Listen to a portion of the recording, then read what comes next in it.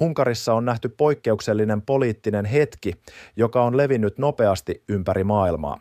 Tulevan terveysministerin Zsolt Hegedusin spontaani voitontanssi on noussut viraalihitiksi sen jälkeen, kun hänen edustamansa Tissa-puolue saavutti murskavoiton parlamenttivaaleissa. Tilanne sai alkunsa sunnuntai-iltana vaalitulosten varmistuttua. Puolueen puheenjohtajan voitonpuheen jälkeen Hegedus nousi lavalle ja alkoi tanssia rennosti musiikin tahdissa. Hetki tallentui videolle ja se on sittemmin levinnyt laajasti kansainvälisessä mediassa. Hegedus kuvaili myöhemmin tuntemuksiaan sosiaalisessa mediassa. Hänen mukaansa lavalla vallitsi voimakas yhteisöllisyyden tunne. Ihmiset nauroivat, itkivät, halasivat ja juhlivat yhdessä historiallista voittoa.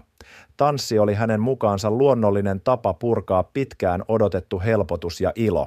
Tissa-puolueen voitto on merkittävä, sillä se päätti Viktor Orbánin johtaman Fidesz-puolueen 16 vuotta kestäneen valtakauden. Uusi poliittinen suunta näkyy myös Hegedusin roolissa, sillä hän on nousemassa sekä parlamenttiin että maan terveysministeriksi. Voitontanssi ei siis ole pelkkä kepeä hetki, vaan symboli suuresta poliittisesta muutoksesta Unkarissa, ja juuri siksi se on kiinnostanut ihmisiä ympäri maailmaa.